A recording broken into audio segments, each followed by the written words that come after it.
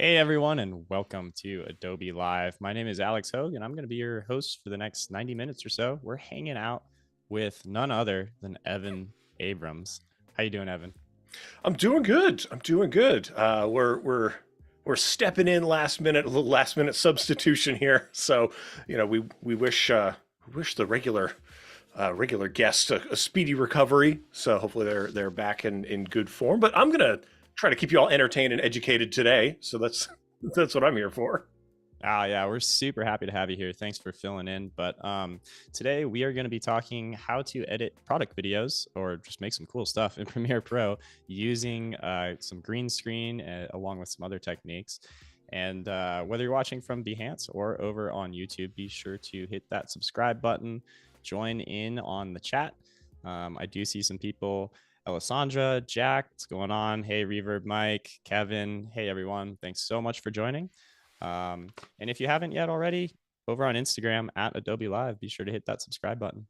So we're here with Evan, and I know I've seen Evan a lot. And if you're in the Adobe community, he's been around for a little while. But Evan, for those who are unfamiliar with you, why don't you go ahead and tell us just a little bit about your background and how you kind of ended up doing what you're doing? Yeah. So I'm a motion designer, which means I spend most of my time kind of pushing pixels around, animating things. I've been doing this kind of since before the term was around. I got my start kind of editing like news style stuff at a co-op placement. Then they put me on graphics, and the rest of it kind of stuck. So I've been doing this a while. I spend more of my time teaching than I do doing client work, although I've been dipping my foot back into client works, your explainer videos, your graphics packages, your intros to documentaries, those types of things. But it's a lot of fun. It's I don't know. I guess motion design has fewer moving parts sometimes. Filming stuff, as we'll discuss today, is tricky and sometimes unpleasant, and there's a lot of variables. But I don't know. Hopefully, people kind of get the vibe. If you want to know more about me, you can find evanabrams.com, a broken website, or find my stuff on YouTube, youtube.com/evanabrams, or find me on Behance. I mean, I'll be hanging out here on the Motion Design Hotline in like an hour and a half. So we'll get to know each other a lot over the course of today. But yeah, I don't know. That's pretty much covers it. Yeah. Well, yeah, everyone, you're in good hands here with Evan, and I guess I've already seen a little sneak peek of what you're going to be working on, but I know you just put all this together last minute, but let's dive in. Yeah, so I figured, the person I was replacing, they were going to be talking about product videos, so I thought, well, I can do a take on that. So you're getting the thrift store version of product videos with Evan here today, almost literally, because all of these things are objects that I happen to have around the house. Here's Snakes of Wrath, an excellent board game brought to you by Young Jerks. They don't pay me to talk about the product, but it's really great. They're a motion design studio that started making products, and this is one of theirs. A wonderful hat, some sneakers, but we're basically going to be creating a kind of collage. So to do this, we need to isolate the subject. And one of the easiest classic ways of isolating subjects is using chroma key, right? A little bit of green screening. Obviously, chroma key, we're talking about the value, the color value, the chroma value. It could be blue, could be green, could be the long forgotten pink screen, which we don't really use anymore. But thankfully, all of these objects are really like they're all in that pink, red type of vibe. There's no blue on any of these things really, so green is the way to go. And I've got a fancy screen. People at home, you do not need such a screen. Let me just show you real quick. I'll dip into some of the original footage on here, and you can see. So this is kind of the raw stuff that we're working with, right? Excellent. And if we're creating kind of product focused stuff, we want to bring the attention to the object. I believe I have some footage of what my office looks like, so you can get an idea of why I probably don't want to. My office is a little maximalist in terms of the amount of stuff in it. And maximalist term. Yeah, that's great. Get a look at my book collection. Yeah, exactly. Yeah, minimalism is over. Having junk in your house is happening. So, but anyway, the idea was we're going to recreate kind of this sort of an angle. So just to kind of tell you the setup and the physical limitations of what we're dealing with, I've got the camera actually on a little scissor arm. Maybe I can, I can kind of bring it into frame with me. Oh, there we go. So this is literally like a $20 scissor arm. And then this is a little like, I don't know, $5 Amazon clippy dude to stick your phone on there. And that's pretty much it. The phone that I use is an iPhone 5S. I'm really rolling in luxury over here. So you can tell I love technology. Love it. Yeah. So you don't need much to do this. Just you use your phone, and I'm assuming, something you bought off Amazon maybe. Exactly. So, as much as we should, far enough away from the sun to bin and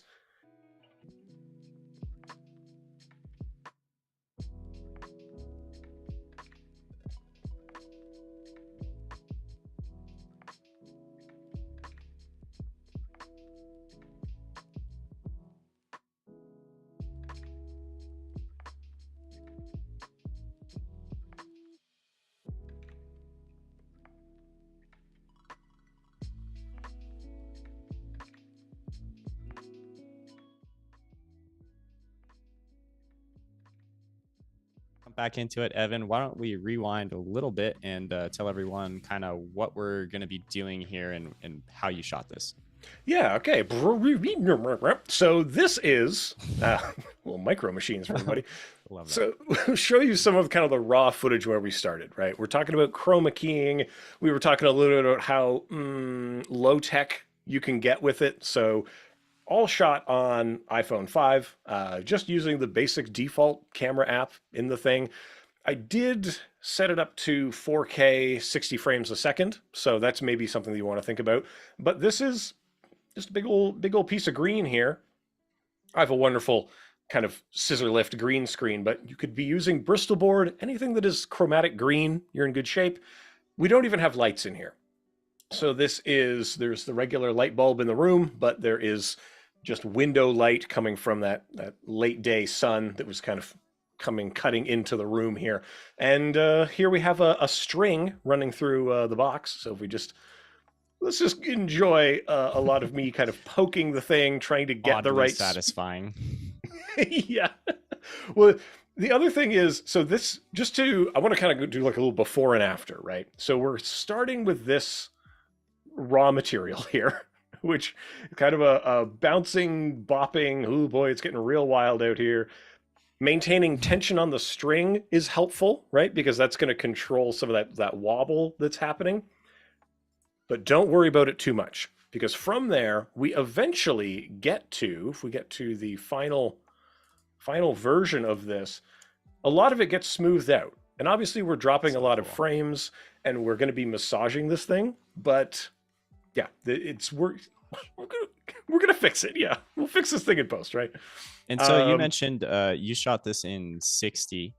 Mm-hmm. Is that typically better for a green screen, or does it matter? Like, I know you probably wanted more frames out of this, but what would you recommend if someone was trying to do this, if they're shooting with their phone? What frame rate?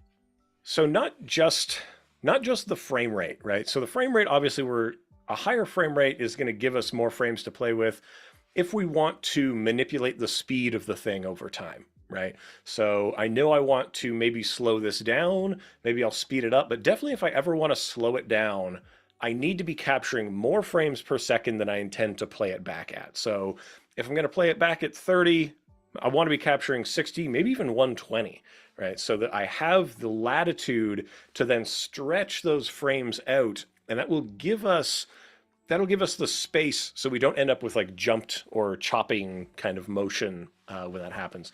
The real determining factor, and I'm going to recommend this for anyone if you're doing any kind of effects work or whatever, the shutter speed. You want fast shutter, all right? Where's my camera? Here we go. You want a fast shutter on this thing because we're going to be reducing the amount of motion blur that's happening. And that's like job one, right? Because those are the most fraught areas. Chroma keying doesn't play as well in the gray areas. Any kind of roto brushing is going to be difficult in those areas. Anything you can do to tighten that down, reduce the ambiguity, reduce the smearing across the frame that's caused by a longer open shutter, right? If people aren't familiar with what we're talking about, i.e. shutter speeds, right? This is the amount of time that the actual sensor is exposed when we're doing this. So we want like fast shutters. Right, right. So you This is don't my get that blur and get a nice clean key. Ryan says shoot in 120 frames. Rest in peace, my storage. So get some nice big files in there. well, and that's sort of, I mean, the other thing that you want to do if you are doing visual effects work is usually shoot even more pixels than you want. So we're going to be producing an HD thing.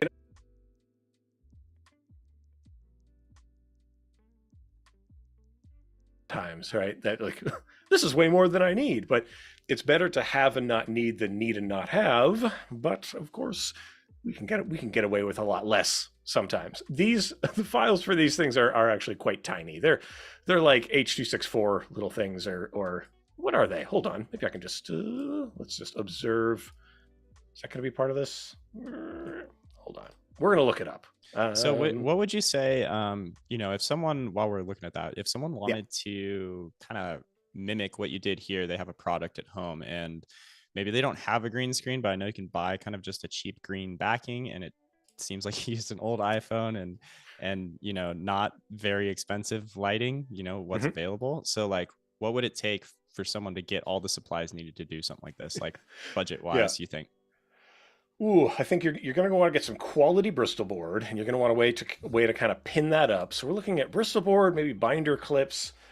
It's useful if you're able to kind of pin it up to a kind of scaffolding, but really you could be using tape and a wall to make this happen. So, I mean, you're out $5 already. You want to stabilize the camera. How much could a banana cost, Michael? So the Rest of development. yeah, exactly. Be very out of touch with the actual cost of things. But like, depending on the inflation where you live, you could be looking at like getting these kind of greenness, or if you can. We tend to use like fabric for this because of the absorbent property of it.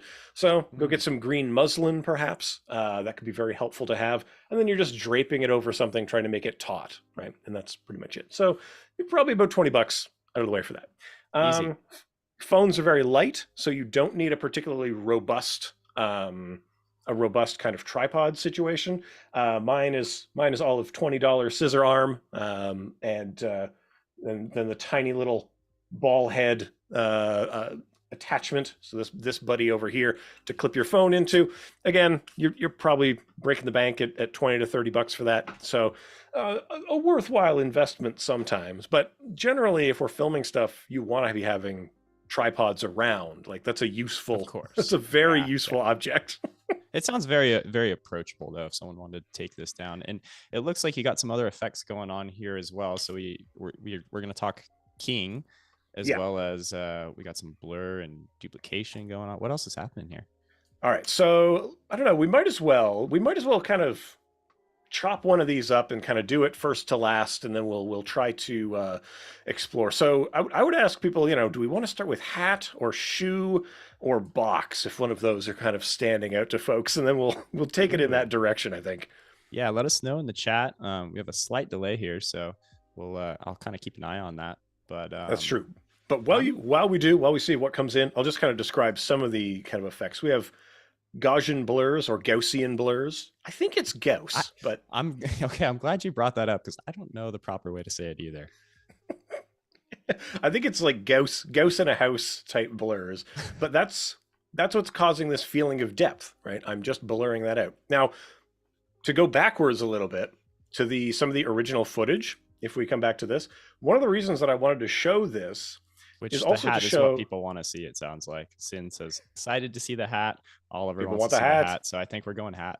Okay, we're going to start hat. So with the hat, the reason why I'm filming it to show what happens with like the autofocus and stuff, if this is in crisp focus, it's useful to understand, and now this is in crisp focus because that's away, and I didn't bother to turn the autofocus off in my camera, but just look at how when this is in sharp focus and this becomes even slightly blurry, we understand the depth almost immediately. This is pushed more into the foreground, therefore the background should be blurrier if we want people to have a look at this. So let's start at the beginning of making the hat. So we go through a number of stages. So we will be sort of centering and isolating the hat, and then we will be retiming the hat, and then we will be using that retimed and centered object in order to produce a collage. So start us in with this particular clip of the hat. Yes. Okay. This is a good place to start. Oh, I've already trimmed it to the exact part that I wanted. Oh, this is like a cooking show. We're already so far ahead of the game because I did several takes of trying to do good hat reveal. And if you're using your phone, pay close attention to this. So here comes the hat. It's revealing. Oh, what's going on with the color of that green screen? That color is going nuts, right? Until it eventually settles, right? It settles into this particular color, right? Okay. And now that's because generally, if you're using cameras that are like stuck on auto white balance, that's what you're going to get, right? It's going to be doing these sorts of automatic adjustments to things. So anyway, useful to understand how much more yellow these values are than where it eventually settles to right here as it's kind of figuring out the... Good to know. So maybe if there's an option on your phone to shoot in the pro mode and take the auto white balance off, it's going to save you some trouble. You want to get as much control over the exposure, the frame rate, and the color balance as you can. Usually on a professional camera, those are going to be totally locked off in manual, right? We're going to have absolute control over those objects or those kind of variables in the thing, right? And then on top of that, you're dialing in the lights around, and you're probably doing that very specifically. When you have very limited control of things, you kind of just have to try to juice the system to do what you want, basically. And so that's part of this kind of idea, and just allowing, we'll let the kind of auto calibration, I'm not going to mess around too much. And obviously, if the lighting temperature in the room is changing, if you're reliant on sunlight, guys, we got 2 hours to make our day because the color temperature is about to shift dramatically around us. If anyone's been kind of outside shooting in that dawn or dusk time, you know that the color temperature is going to swing wildly in those periods as the sun crests over the horizon and refracting through the vapor layer, etc. Blah blah blah science. But these things are useful to kind of understand. And automatic settings are adjusting to the environment to create consistency, but that is causing an inconsistency as their response curve is going wacky. Anyway, this is the little part. And so I decided like this is a good spot. I'm going from, we're looking at it kind of flat on and we're tilting it back and forth. I don't run into the edge of the frame. I count this as a good take. So I'm going to edge of frame. That's another important one too with green screen. Yeah. As soon as, well, look, there's nothing I can do about my arm. It's just going to be there. We're going to have to work around that stylistically. But as long as we're paying you for a hand model now, so. Ooh, not like those face and body boys. No, any Zoolander fans out there in the chat? I'm going to guess no. But I don't know if that movie's aged well. So the object here, right? We want to make sure that the hat itself doesn't bump the edge, because we're going to try to make use of that in its entirety. And we've got this thing. I've picked the start and end. I'm using my start and end clippers here. And then I just grab video only and I drag that onto the make new. So now I have, this is called hat 01. Let's call this hat centered, right? Because that is we're going to center it, then we're going to retime it. And so with this thing that's been kind of isolated, it's important to remember that this is still 60 frames per second, and it's still quite large. It's still 4K in its size. So if we're going to be centering it and doing stuff with it, we have to choose at some point, when is it going to get smaller, right? And some of that may be a performance type thing, because if we make this unit smaller, every instance of that again down the line is half the number of pixels that we're actually rendering and processing. So anyway. So just that's more of a consideration for processing power and how big we want the final output to be, like what's necessary. Yeah, well, and a lot of people, like if we're doing budget stuff, we probably don't have a heap of processors and GPUs, right? Let's be let's try to be realistic about how people's machines be out there. So something to really be considering. How am I going to get more out of what I've got kind of going on? Okay. So is your sequence and your clip, are they match? They're matching now, and that's what you're going to work with? So this one currently is matched to the original footage. So we can keep it there, or if you want to change it, depending on when you decide the change needs to happen, you're going to right click on your thing. We're going to come on down to the sequence settings, and we can modify it in here. So maybe we take it down to, say, the 30 frames per second. It's still going to be fairly smooth because we have more than that, so it's still going to get smooth. If we bumped this up higher, it might get choppy. So we'll keep it at 30. And then for the rest of the stuff, we could bring the frame size down at this point. It could behoove us to leave it large for now, just because we know we're going to be repositioning this thing, and we're going to be compositing it, so our final might be the smaller frame size, because we're going to have the most to play with in there. If we shrink it too soon, if we shrink it in the early phases, I'm not going to have those pixels to enjoy, and it's makes sense. Yeah, that could be a little hack though, maybe for anyone who doesn't have a powerful PC. Yeah, and Mac. Whatever. I had to say Mac too. Yeah. They're all personal computers. We don't need to split too many hairs. So here we go. What I want to do is really hone in on what the kind of loop is. And I think just tilting from one side to the other is probably fine. So let's see if we get a good tilt. My knuckles hit the frame over there. So let's just be handy to ourselves, and we'll say we're going to go from here, further reducing how much of this thing we're going to be enjoying, and we'll tilt it to over there. Oh yes, look at that. That's nice. We're showing off so much of the hat. Very excellent stuff. And this is what we want to fix up. And a big part of getting this to be more controlled, you can see that I'm kind of waving it around, it's rotating around. Not really clear where the rotational axis is of this thing. So what I want to do is get that under control. And we can do that pretty manually by just keyframing the position of this thing. And if we want to get this thing under control, we want to pick a kind of feature on here. I'm going to call up our guides. Show me the guides. Show me guides. And down here at the bottom, so you can see show guides. In my case, that is Command plus winky face. Okay. And if you don't see that button there, just hit the little plus icon on the side, and you should be able to drag it in the bottom there. Yeah. My windows are getting very discombobulated, but here we go. So we'll pull this out. The other button that is really nice to kind of add to the mix. Oh, now where did my plus go? I just saw a big old plus sign. Oh, it keeps going away. Gotta be Curse real wide. Yeah.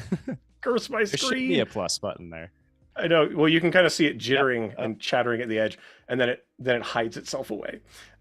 There we go. I caught it. There it is. So there's two buttons that you're going to want to add. So we've got our show guides. You might want rulers out here, and you might also want the loop playback button. It's not always on there by default, but the loop playback, especially if you're dealing with, in our case, loops, having the loop playback is super helpful because it's just going to play in an endless loop. Trying to help ourselves out. Perfect to make a loop for social media or anything like that and see how it's going to play. Yeah, you want to be able to monitor the stitch point, which is where the two ends fold over each other. And yeah, if you're not looping, I'm not going to complete the rest of that rhyme. If you're not looping, you should be looping. We'll say that. So guides. Kevin's got the great recap there. Guides, rulers, loop playback, and play into out. Thank you, Kevin. So here we've got, because you can ping pong it, right? Ping boink, back and forth. So if we want some guides out here, and I've already dragged a few of them out, but you can just go mouse over the rulers, drag a fresh one out, right? Mouse over the rulers, drag a fresh one out. If you've already got some out here and you want to get rid of them, drag them away. But I am interested in trying to keep the little button at the top of the hat nice and centered so that things will have kind of a visual locus for us to attach our interest to. Therefore, I'm going to get a couple of guides down here. Now, if you want one that is exactly where you know it is, right-click on the guide, click on Edit Guide, and set it to position, say, 50%, and that'll put it right in the middle. So you can dial in these beautiful guides all over the place. Those of us who are spoiled by After Effects have been enjoying this for quite some time, but this is a newish feature that people may not be particularly familiar with. And if you are, I'll say this, for social media, right, there are dead zones from the interfaces of social media, right, that we just know that stuff is going to be covering up a lot down here and a bunch over here and stuff up there. Setting guides to remind you, oh, right, I shouldn't be leaving useful information in those areas, right, can be very helpful. But let's get to work. Before I knew that feature was there, if I'm entirely honest, years ago, I would have to do kind of this tracking with that manual keyframing, and I would actually stick like a Post-it on my screen to make sure it would line up because I didn't know. So there's a little embarrassing fun fact from what I used to do years and years ago. So this is kind of you just have to find those buttons and know where they are to turn that on. Yeah, so many beautiful buttons. But of course, these are life hacks, right? There, get a Post-it note, stick it on the screen. So I'm going to just kind of bump this this beanie here to be kind of in the middle center of that kind of object, right? And then we click the position up here, which is going to set a keyframe. And what we want to do is to try to get this to stay on that. And you're probably saying, Evan, that sounds pretty hard. I'm not going to lie. You're going to have to keyframe like every frame. No. So roughly around the middle, right? And now we're putting one at the start and we're putting one at the end. So we're kind of locking down those points.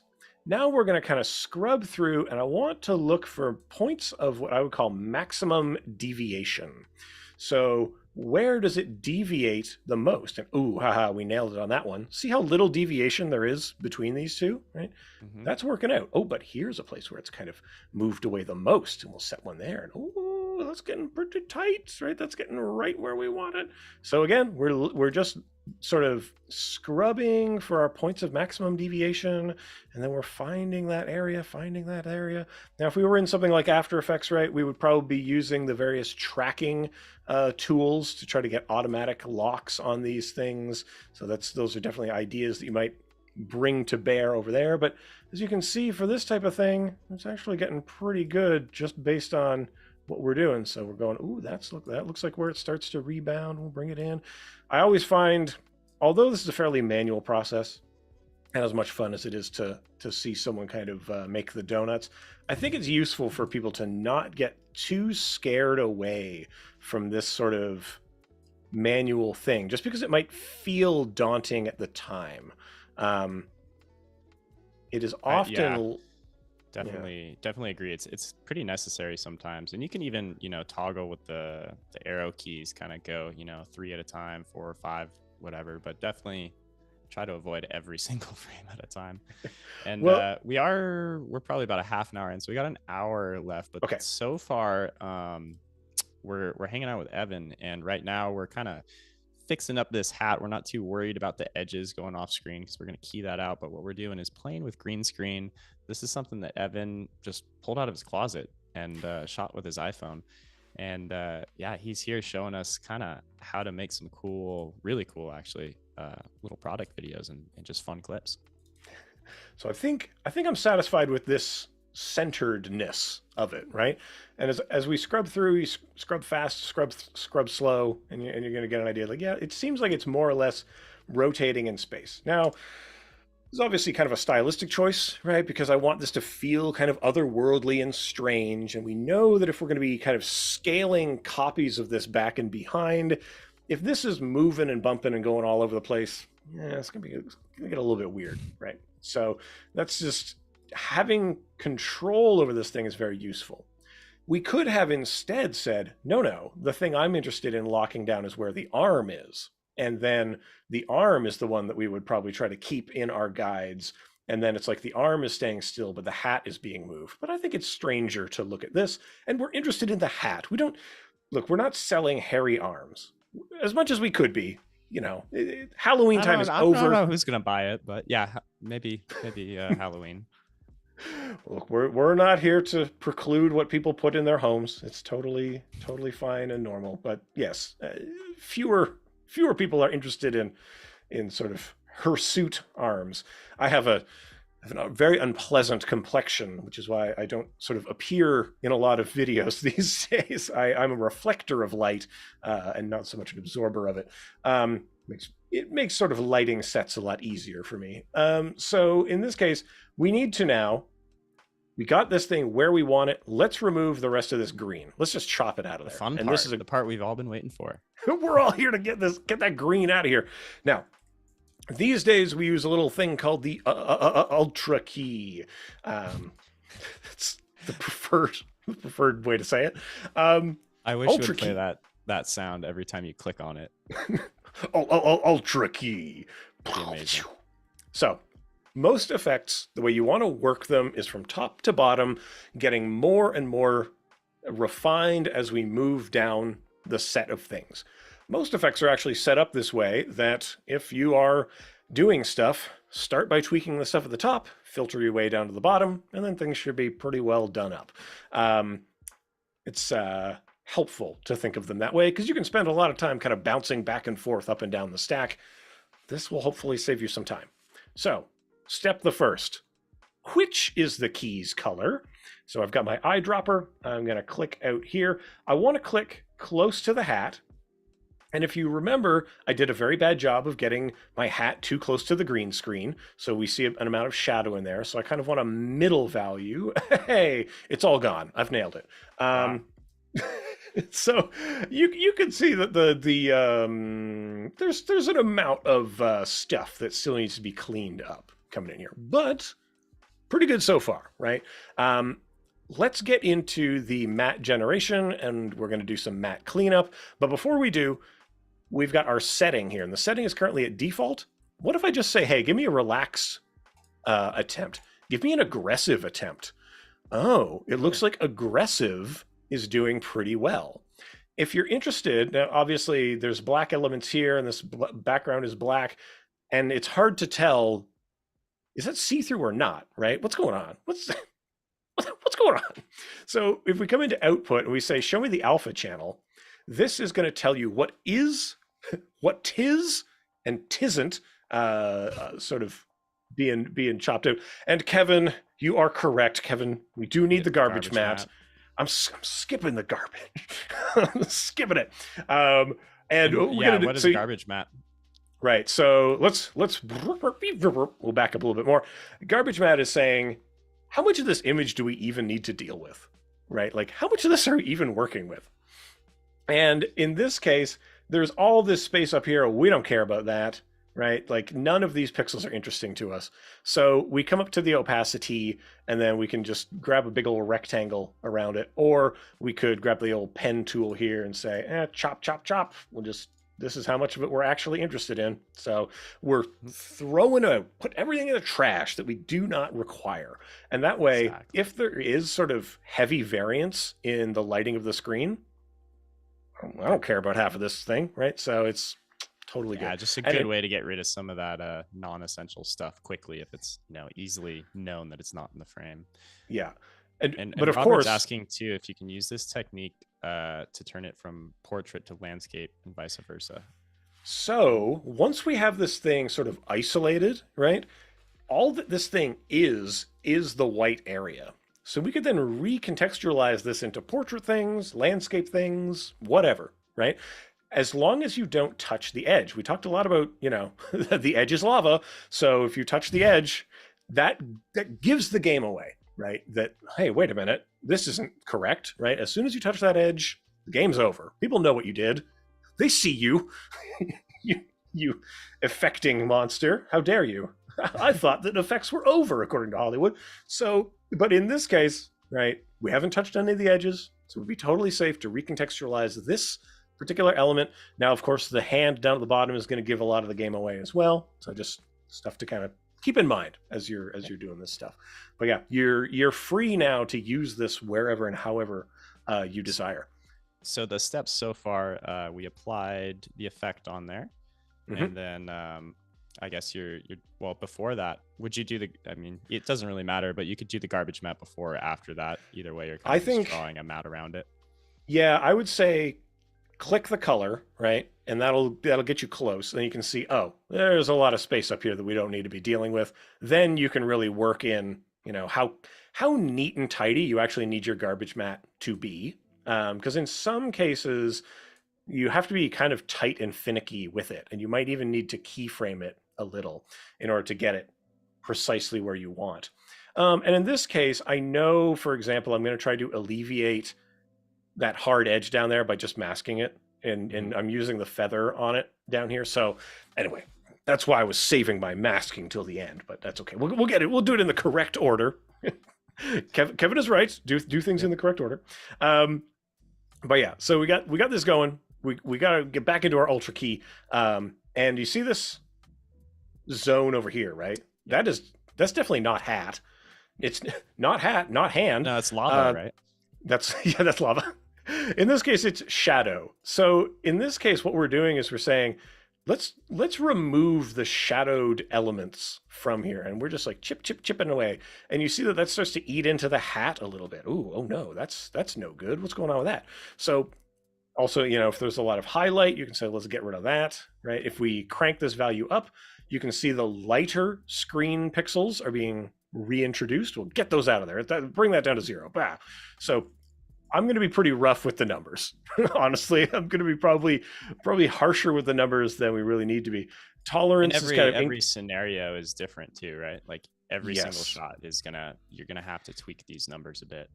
Yeah, but starting with that relaxed or aggressive default mode, right, is gonna, which one am I closest on? Okay, now I can go in and start tweaking the numbers. So matte generation is creating the black and white values, what's here, what's not here.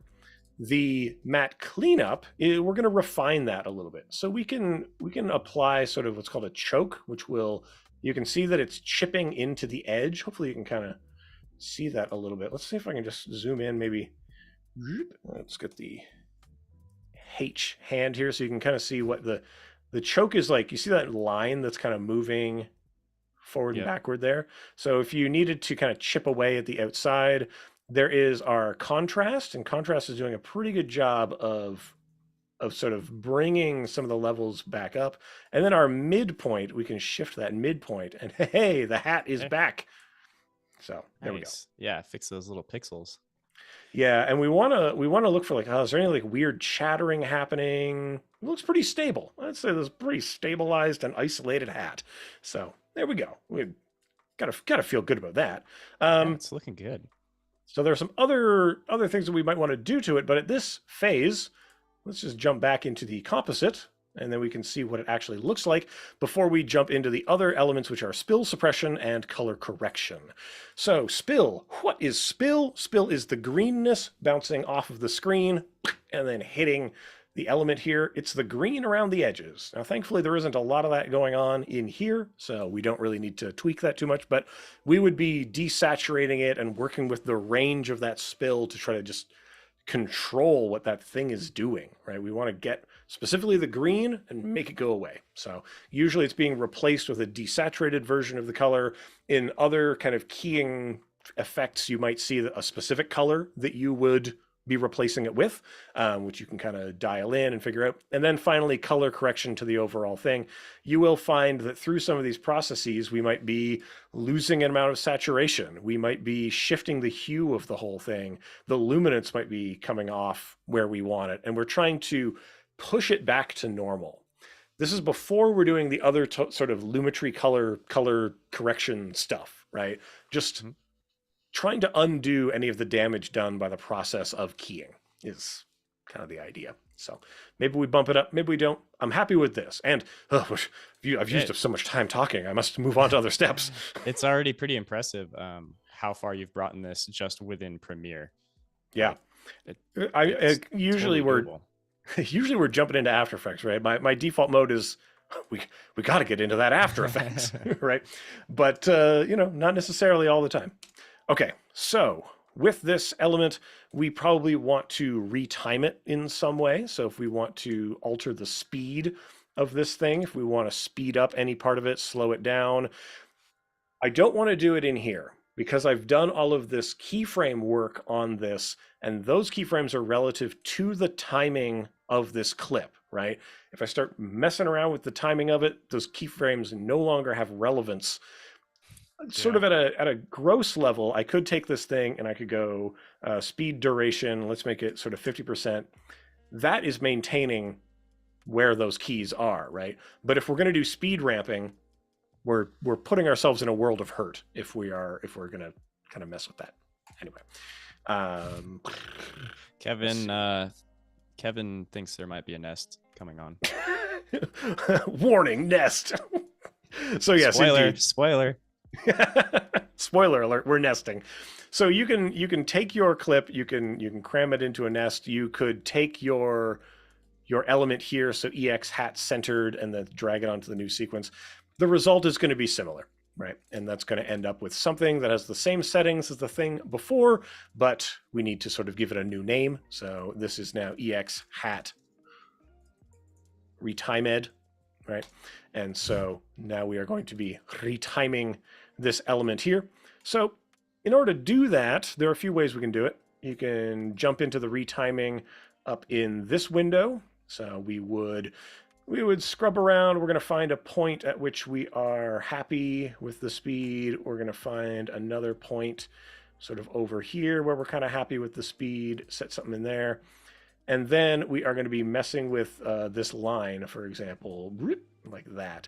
Now, the thing that we don't really get to enjoy too much when we do that sort of thing is what happens out here. So there's a bit of a disconnect, right? As you can see that I'm messing with this, and then this thing just changed its duration. Holy moly, that's confusing. Ouch, ouch, ouch, my brains, right? Let's try to make our lives a little bit simpler. So we can right click on this, and we can show clip keyframes time remapping speed. And now this interface is being displayed down here. And it's going to make a little bit more sense when I grab this line and I start tweaking it. You see how those two gates are getting closer and further away from each other? Mm-hmm. The result is the clip gets longer. And let's speed up the part in the middle. And now the clip gets shorter, right? We're speeding up that middle part because this line represents the speed.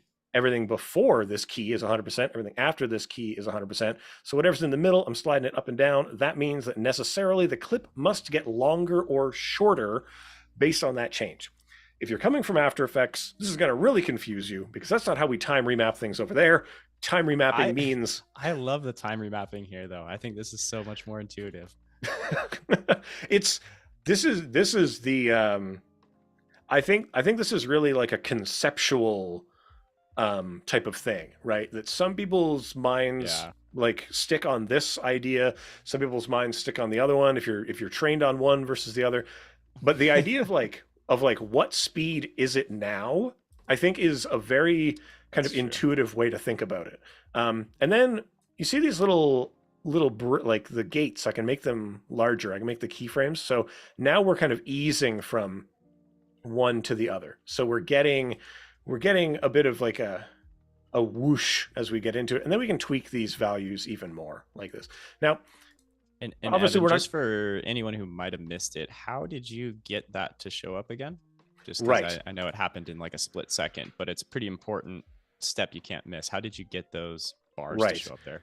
So like we were saying, we could be keyframing it up here. That's confusing. So we right click on any clip. We come way down to the bottom. We say show clip keyframes. And then down to the bottom of that, we say time remapping and then speed.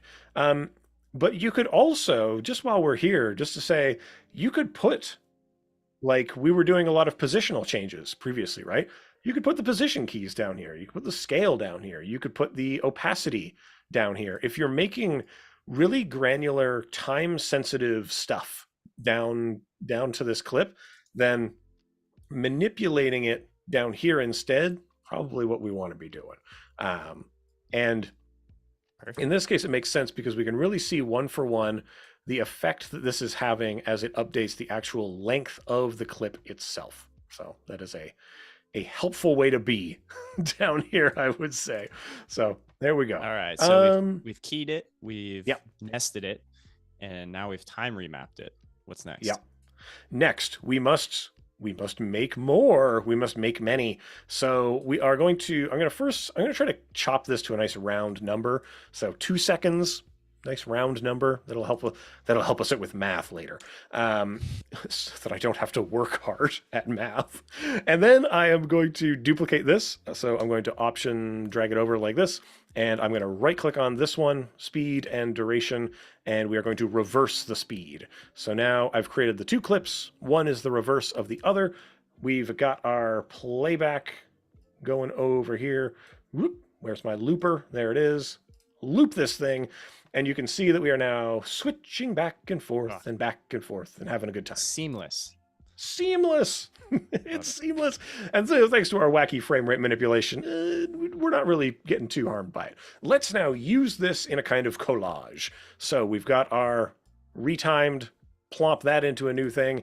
And so collage is the word we want to go to. This is EX hat collage. So now we need more of them. Many, many more. I'm going to grab this layer and drag it up again, producing new video tracks every time I do this. And all I'm going to do is I'm going to grab this, hold down Option, drag below, and I've created a second one. Now I'm going to come into its motion. I'm going to scale it up a little bit like this. I like how the hands blend together into a kind of homunculus hand over there. I think that's pretty nice. And maybe we do something like 120. I don't know. We're really trying to create a kind of progression going outwards. But that's not all, says Evan.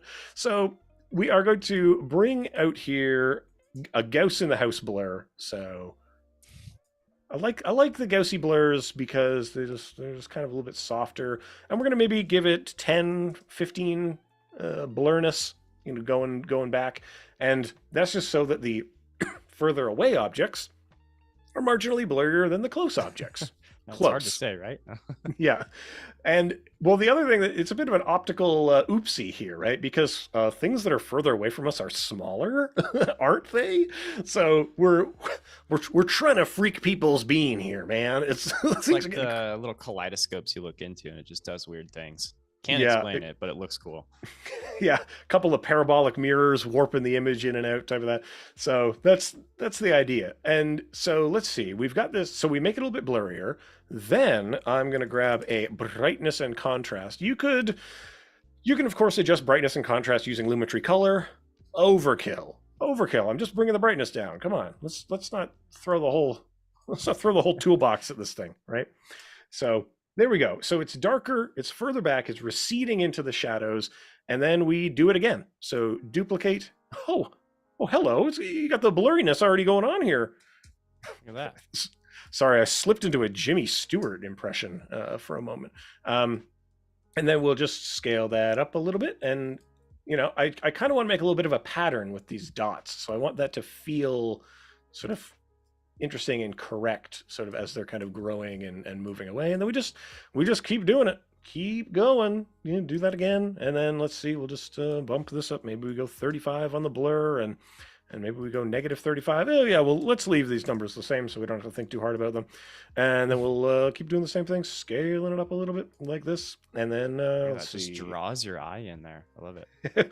We're descending into a thrifting tunnel, into the void. If anyone found a motion design hotline hat at a thrift store, you have to pick it up and absorb Kyle and I's powers from doing that. It's essential.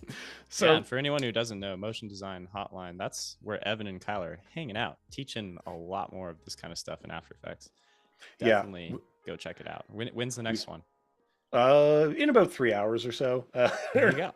I guess it's in like 2 hours.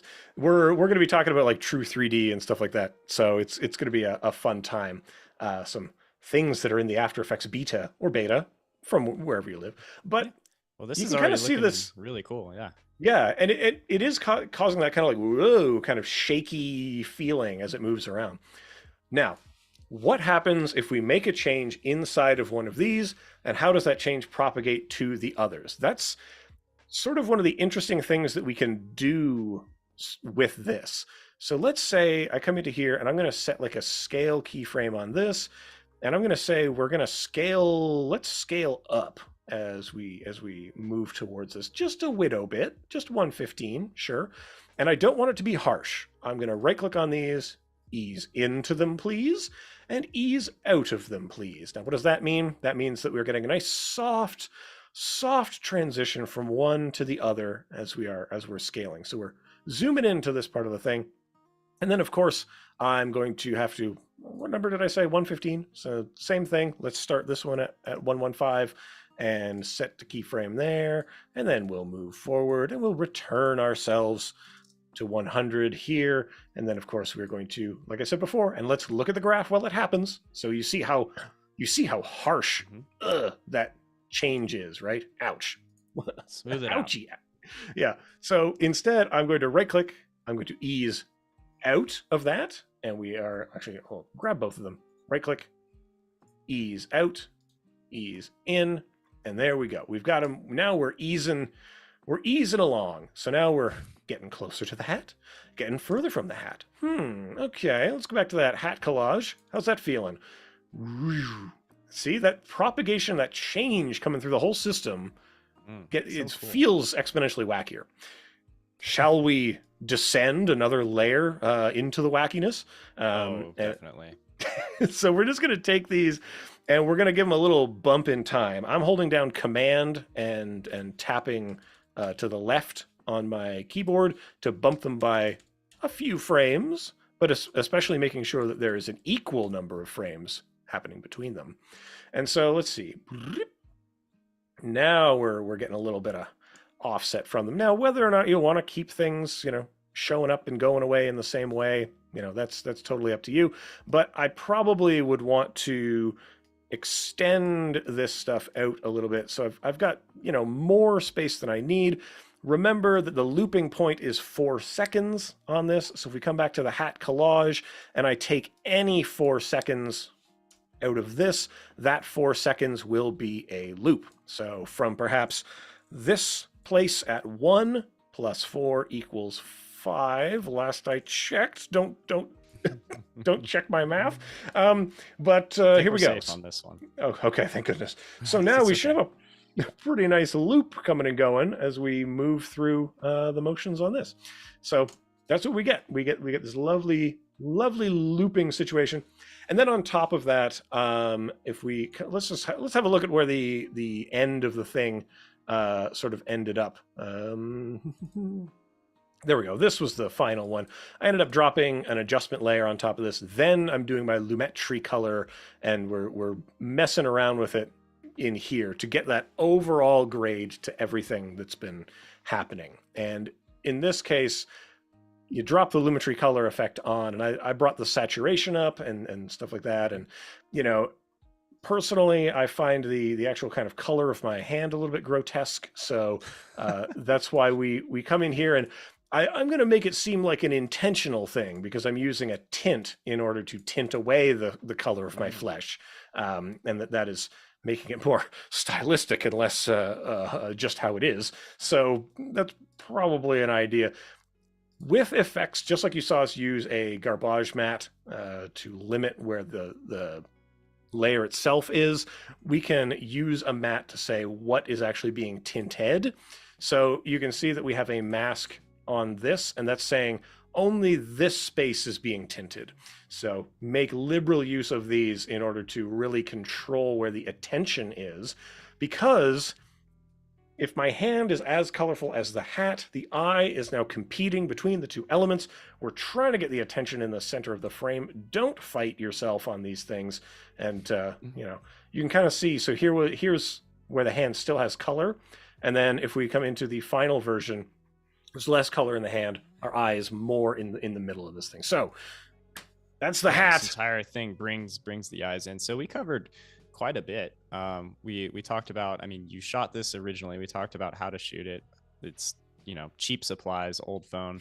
And then we went into how to key it with a green screen, put the garbage mask on it. What was the effect you used on there? It was the so this ultra, is the ultra key is the one that is. That's what I was hoping you'd say. So then we put that effect on there. We nested a few times, duplicated it, put some blurs. Lots of little steps in there that are important. So if anyone gets lost along the way, definitely, hit pause, rewind, rewatch all these steps, because there are some crucial little steps that are easy to miss throughout here. And this will all be on Behance, YouTube, all of that. We have probably a little less than maybe a half an hour or so left before we have to end things. But yeah, so here's what we're going to do. Let's cooking show the last two, right? We've already got kind of a final version, and a lot of the techniques are just getting recycled through all of these, right? You've seen us do it. We did it manually all the way through, and now we'll just kind of talk you through how you would kind of apply that same idea to these other things, and hopefully that'll see how you can recontextualize the stuff that we did into different modes, right? So perfect. Take us let's get into the creative mind of Evan. Oh boy, it's kind of like a desert, and there's a tumbleweed that comes through every so often. All right, so here is that's not true. It's horrifying in there. Let's not venture into Evan's creative mind. Oh, no. And there are people who voluntarily play a role-playing game with me on a podcast, so they're experiencing the full unfiltered version of that. So they're true heroes. Here is the shoe. So this, I love the way the color goes. I love these shoes. They're fantastic. If you have to go to conventions, get some high top basketball sneakers, because you're going to be walking all day, and they're good for that. So a very practical shoe. Practical advice that you can use. So in this case, you see we're doing the same thing, right? These are just copies of the shoe loop. They have been duplicated. We pushed them off in time a little bit. I might as well play this through. Yeah, make sure that real quick. And I heard you mention podcasts there. Yeah, I did want to call out to everyone watching. Adobe does have a really cool podcast for creatives, and it's called In the Making with Teresa Au. And definitely go check it out. Spotify, Apple, wherever you listen to podcasts. But I've actually really been enjoying it, so I look forward to every episode. Go check it out. Yeah, I don't know. There are some like tasks that I need to do. I must have some kind of audio in my ear whilst I do them. It's critical to avoid madness. So podcasts are great. It feels less lonely while they're happening. Let's see, why was I so intent on rendering this? I guess because we could. While we're at it, I'll also throw one other thing out to anyone watching over on Behance. If there is someone that you would like to nominate, or maybe yourself, if you want to be on this show on Adobe Live, there's a recommendation tab up in the upper right-hand corner, kind of next to the chat window. Just go ahead and click that and submit your information, and hopefully I'll be hanging out here with you next time. Yeah, I recommend, if you're nervous about it or public speaking, stuff like that, it's a chill hang. You know everyone here on Adobe Live. It's a low press hang sesh. It's great. We're here to hype you up and get you doing the cool stuff. So here we go. We've got the shoes. They're rotating. They are offset just a little bit in time from each other, which is causing this cascade effect, right? We're twisting back and forth. And each one is just a little bit smaller and a little bit further back from the last one. Same deal, right? It's same concept, just a different style.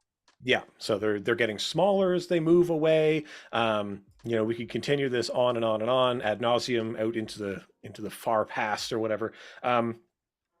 I debated whether I should flip the one in the middle, but then I realized that that would make the air word backwards, and then I'd be roasted by other hype beasts. So I won't be doing that.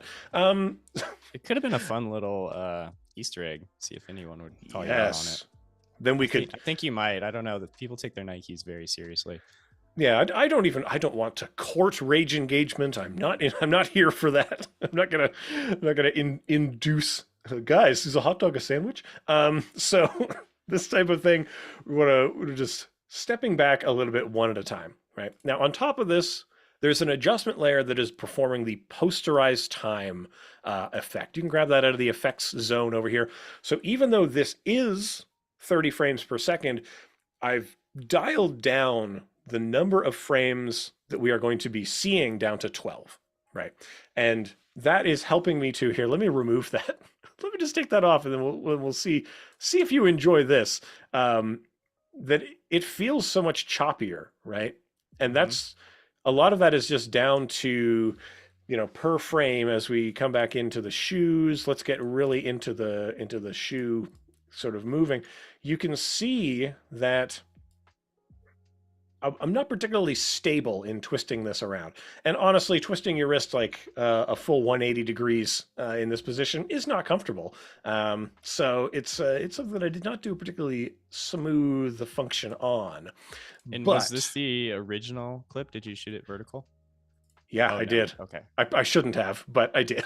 Okay. I just saw the other clip there was we were getting into lava zone, so Yeah. going So off now frame. why? Yeah. Now why is it previewing in this way here? I'm trying to think.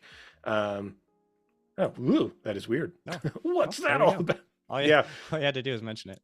It was Yeah. catching So up. yeah. So there is kind of I think something to do with how I've scaled it that's causing this. But you can see in here, hey, our old friend speed ramp is back, right? So these clips are just being speed ramped in here. We've got our ultra key going on each of these, and they're just back to back to back flipping. So front ways, back ways, run forward, run backwards, creating this, giving me 15 seconds of play with this, basically. 15 seconds, but it's really the loop is 302, right? Because we're back to the original at 302. So that's kind of the idea.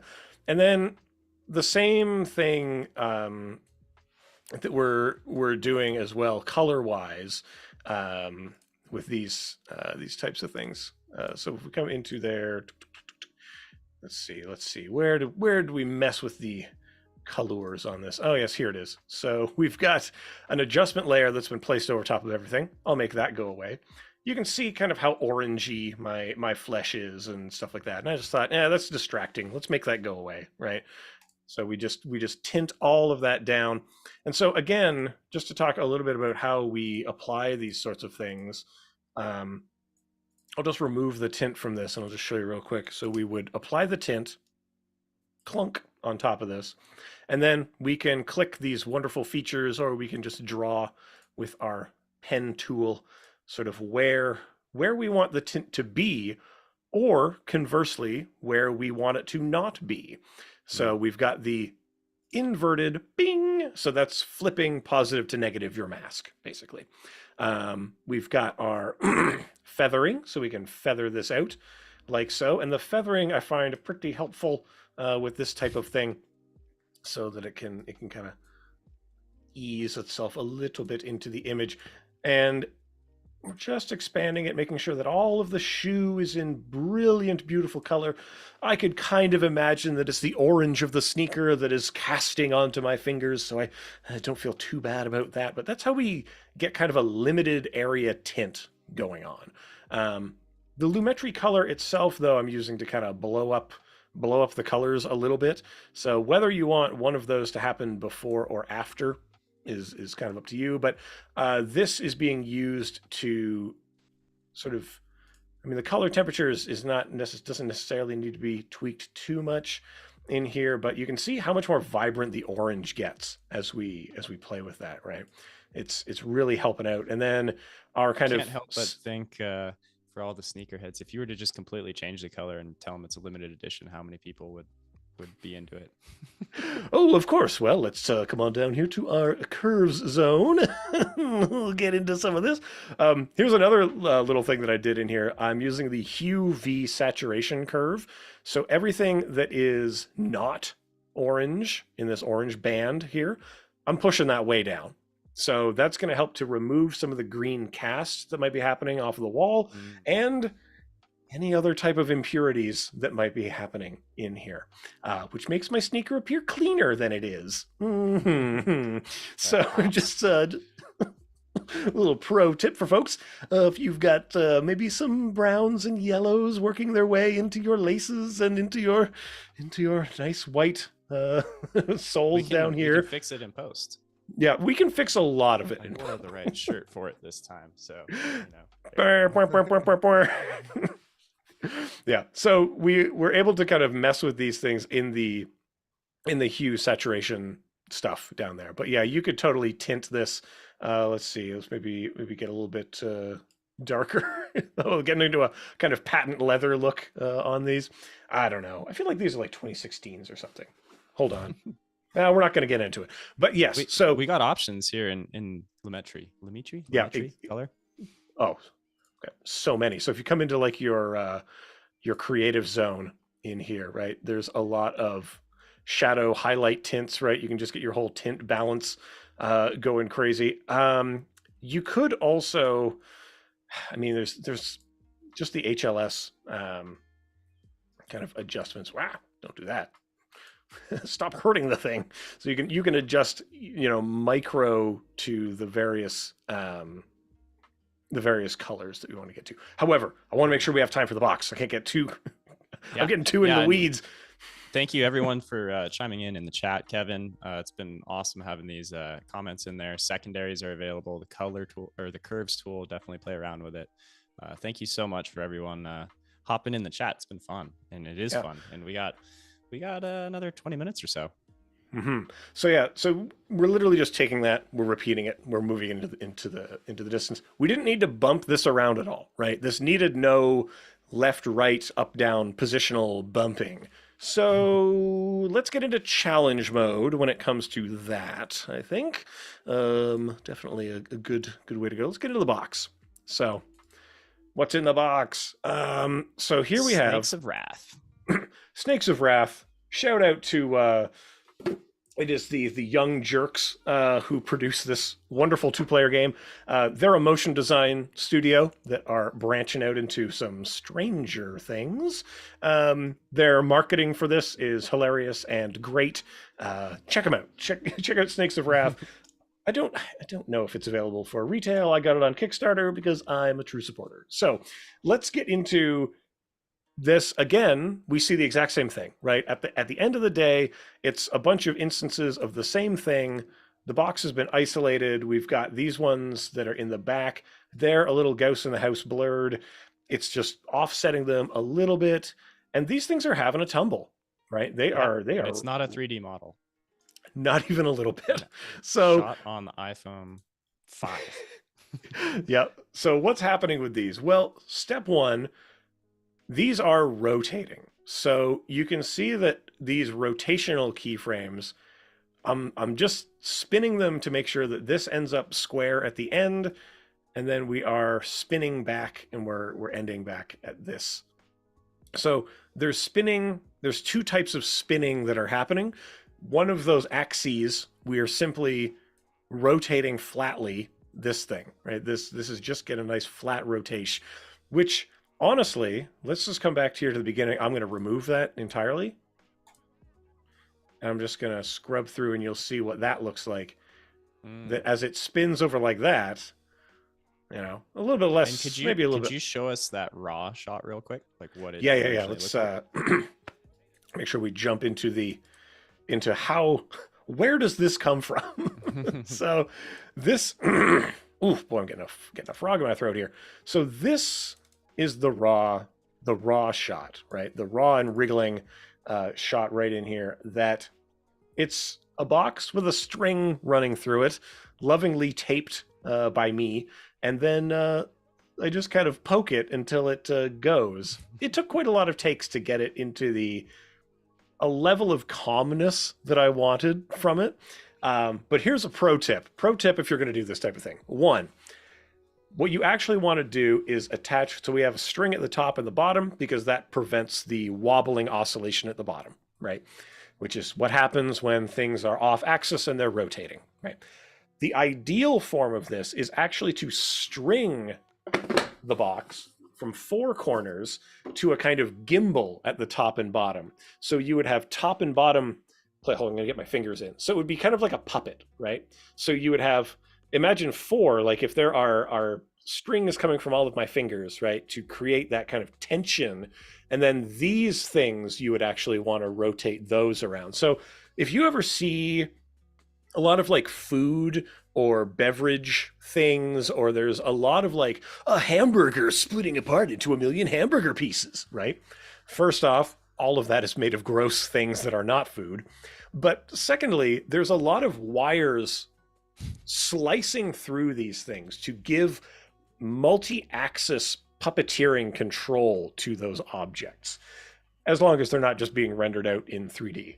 I say just, but that is also an incredibly labor-intensive process to go through. it's debatable which one is the way to go, but it's always funny when you see like the behind the scenes and they're literally exploding a hamburger and filming it in like, 240 frames a second and then slowing it down. Like that's what a life some people have. We've all seen that, and now I'm getting hungry too. But now I'm afraid I might find some fishing line in my hamburger. So as long as you're not eating it crafty during those filmings, you'll be totally fine. So oh man, I just drank a liter of glue again. Oh no. So we got the box. You kind of had a little spin to it, but then in the other I was going to say comp, I guess in the other nest or sequence, what you're doing is adding an additional rotation to that. Exactly. So again, we are ultra keying in here and we're doing that positional shift, right? So I'm position shifting this. Let's get the guides up here so you can see how those are helpful at trying to get this more or less in the middle center, right? Now, this doesn't necessarily line up with where the string is. I just mentioned that. Like you can see the string coming out down here and that's not what I want. We want this thing to mostly remain centered, even if that's not where the string happens to be. It's more important that this remains as sort of visually centered than it does sort of axisly centered, if that makes sense. Yeah, and if anyone missed the beginning of the stream, Evan went into this in detail, so just go back and kind of watch that beginning too of how to get it perfectly lined up so that it just looks smooth and it's not shaking around.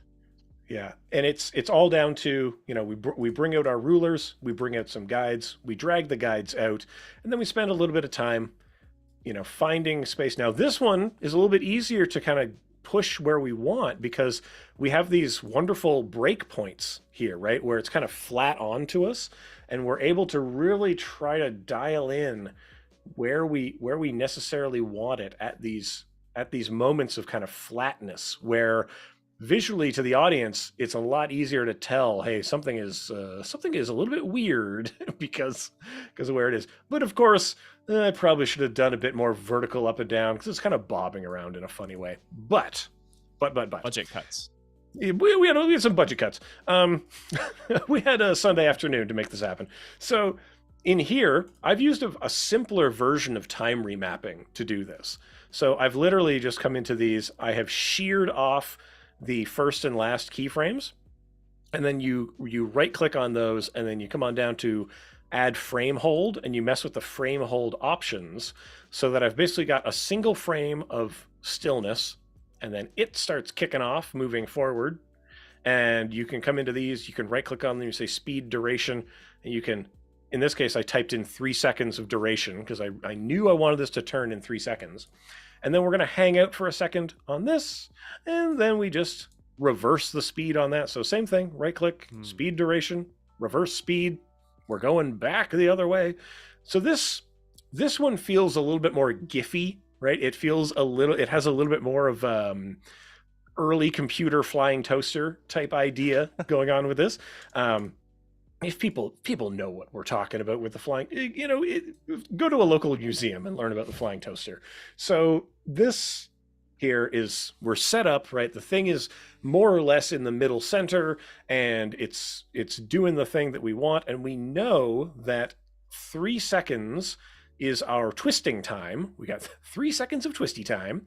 So when we come back to the collage, we know that we want to set our rotational elements, our rotational keyframes in here. Those need to be happening in line with twisty time, basically. Now it all comes together. That's why the exact timing on there. So so it's really helpful for us. And even if we start the twist a little bit sooner, right, so that it feels like maybe one is leading the other type of deal. So, but just knowing that we've got to get that twist has to happen. It has to overlap with the spin. Now, again, if we come into the rotation on these, you're going to see these nice, smooth, eased, basic easing. You right click on them, you go ease in, you go ease out. So we're easing into and out of the rotations. And that is providing us a nice kind of soft landing on these things. And that's, I don't know, I want to say that's pretty much it, because that's really all there is to it. And it's a lot of these looping things. Yes, there is math involved, right? I don't want to scare anybody. I know math is a bad subject for a lot of folks, but it's really just sort of keeping a record of how long what we would call the period is on this. So the distance between the two waves when they appear exactly the same, that's the number you really just have to remember, that you're coming back and forth from that. And as long as those are lining up, then you're probably going to be in good shape to produce some pretty nice outputs. Did you have any questions that we're building up in the chat or anything like that? I was going to say, there's no prominent questions at the moment, but let's go ahead and kind of recap the essential steps that people might have missed. We've done a little bit of that. Let's do that. And then while you're doing that, anyone in the chat, drop those questions for Evan in on the whole process. Don't be shy. Like if there's something that you're not sure of, or a button that's not showing up on your screen, feel free to drop it in the chat and we'll get that answered for you. But yeah, step one, we want to set up our work. I probably should have talked about doing that first off. So we're working vertical. So the first thing, if yours doesn't look like mine, come up here to your workspaces and enjoy the vertical workspace. It looks like this. It's great. So it gets things nice and organized. And one thing that I've changed about mine, which probably doesn't look like yours, is down here at the very, very bottom, I have added a couple of buttons to my little playback interface here. So I have added the loop playback, which allows us to toggle on and off whether we want this to loop constantly as we're pressing play. And then the other ones you want to make sure you have are the show guides and the ruler, so that we're able to enjoy some guides, some excellent guide dragging action out here. So that'll get your interface looking like we've got it here. But then let's just dive into the hat, and we'll use that as our little example, because that's where we started. We'll end like we start. That we actually start hat by was filming. A fan favorite, so that's true. Fan favorite hat. So we filmed some hat. Now I did it in my office. You can see how cluttered the office is. So the best way to get rid of all of our clutter is to just cover it with a screen. So it's been working a lot during the era of Zoom meetings. So here we've got a nice big piece of green.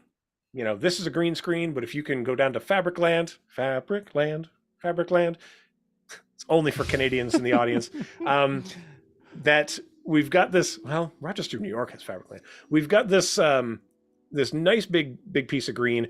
The only important thing is that this be a consistent color and it be non-reflective, as matte as you can. And then we have a big window, and the sunlight comes in through the window and it hits this thing, and I've got an amount of shadow in there. So this is by far not a perfect green screening situation.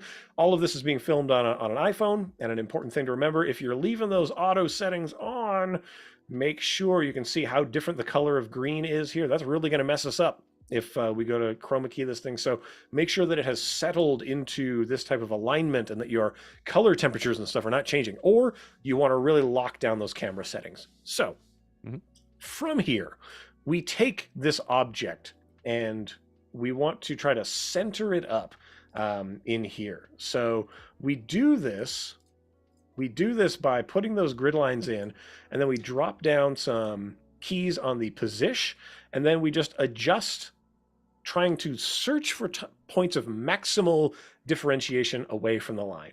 We push them around, we get it exactly where we want. We drop on the old Ultra key. We went deep into what all the settings are and how to work them, but generally you want to garbage matte away everything using the mask here and opacity, so that you can not deal with parts of the image. Then we click a color that's close, and then we get this out, and then we tweak it up. We started with aggressive. We started aggressively, and then we got all of the values exactly what we want. We're not going to get too deep into that now, but once we get it the way we want here, we've got it centered. We then moved on to retiming it. So we put a keyframe at the start and the end of the span of time we wanted to change. We worked with it down here on the timeline by right-clicking. We go down to Show Clip Keyframes. We go Time Remapping and Speed, so we can interact with it right on the timeline, and that allows you to grab a section of it and make it, longer, shorter, and it'll actually adjust the length of the clip as you are changing the speed of the clip. These two ideas are interlinked. They're cosmically interwoven. You cannot adjust the speed without adjusting the length of the thing. That's just how the universe is, but this, I hope, conveys it pretty nicely. And then we kind of eased in and out of that. So we got it centered. We got it exactly timed the way we wanted. And then we moved on to just using many copies of it, pushing them in time, adjusting their scale, adjusting them in space, making them a little bit different, a little bit darker, a little bit blurrier from the one that came previously. And that ended up with this beauteous loop going on here. And you can see how one little change to that base composition echoes through time with this type of deal, and creates a pretty we'll say a psychedelic type of vibe with this type of thing. I don't know, but oh, sorry, go ahead. I was going to say, the idea here, we wanted to bring the attention to the center, and we did it by having that cascade coming outwards, and then we reduced the amount of color in the extemporaneous limbs out here, so that the eye is drawn more and more into the bright pink retro logo in the middle. So there we go. Wow. I think we got it. I got to give a little golf clap there, because that was a lot of information we covered, and you just recapped it so well.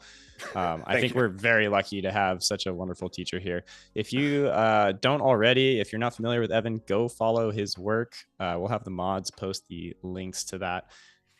Man, it has been an absolute pleasure going through all the buttons. We covered so much here. So go watch the replays on Behance on YouTube. Bookmark it, as people are saying in the chat.